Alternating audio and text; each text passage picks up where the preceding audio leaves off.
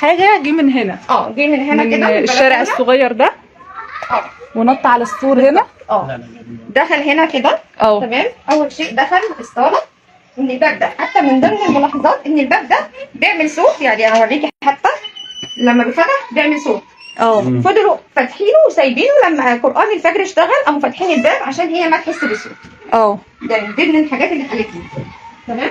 طبعا وده كان مفتوح الباب ده؟ الباب ده مفتوح، هو الباب اللي جوه بس مفتوح بس. اللي مقفول. ده هو طبعا عارف ان الباب ده المفتوح، هو ليه مفتاح بس ما قفلوش المفتاح ليه؟ لان بابا بيدخن، فبيبقى مثلا بالليل سايب الباب اللي يطلع يدخن فيه او كده. وانتوا بيتكم بس والدتك اللي فيه في امان بالنسبه لهم ان هم سايبين الباب مفتوح. بعدين هو دخل كده من هنا.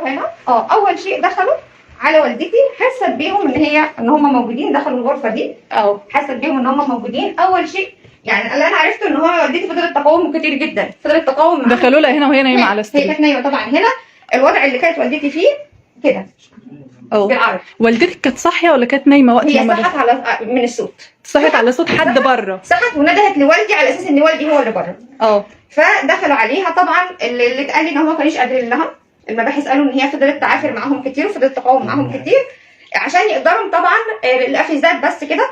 كانوا جايبين افيزات وحبال وبلاستر معاهم.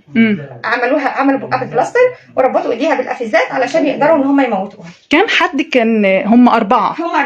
كام حد كان جوه وكام حد كان بره؟ اتنين كانوا جوه، منهم ابن اخوه. ابن خالي اللي هو محمود، سيد محمود الباز، وفي ولد اسمه عبد المجيد. دول اللي كانوا موجودين فوق. تمام. هم حتى قالوا ان هم ما كانوش قادرين عليها، قام واحد مسكها من رجليها والتاني ربط ايديها بالحاجات دي. طبعا واحنا بننظف انت لقيتي الافيزات دي هنا.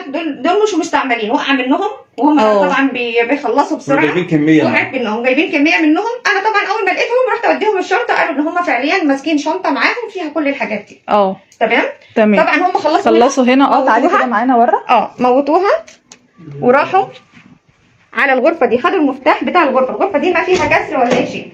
خدوا مفتاح الغرفه وفتحوا الغرفه بالمفتاح.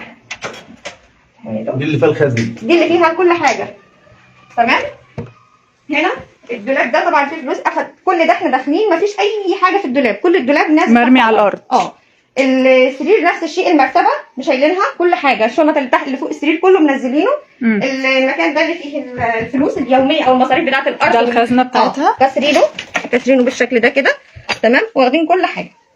اخدوا بقى قد ايه من حاجه والدتك؟ اللي احنا سمعناه 39,120. واخدوا طبعا بعد ما خلصوا هنا رجعوا عليها تاني، فكوا ايديها، ولعوها الغوايش بتاعتها، وقلعوها الدبله، وكل واحد كان ناحيته حلق شدوا من ودنها من الاثنين. يعني كل واحد من ناحيته حلق، ده واحد هنا واحد هنا، كل واحد شد الفرده اللي ناحيته. ده الاعترافات اللي هم قالوها. ده الاعترافات اللي وكان في اتنين واقفين تحت. هم خلصوا شاور لهم في البلكونه ان هم يمشوا يروحوا للمكان اللي هم متفقين عليه، اللي هو عند طريق سكه القطر. اتحركوا بالتوك توك اللي معاهم وراحوا، ودول نزلوا من الباب بقى، من باب الشقه. تعال لحظه. ماشي.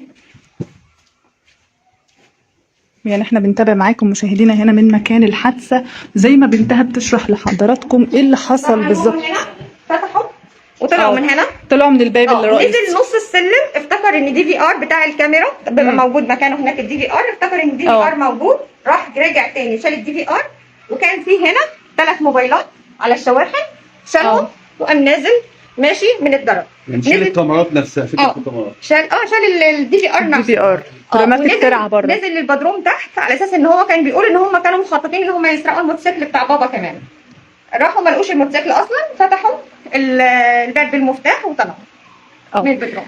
ربنا يرحم الحاجة نجية، ونختم ونقول اللهم اكفنا شر فواجع الأقدار وتبدل الأحوال، والسلام عليكم ورحمة الله وبركاته.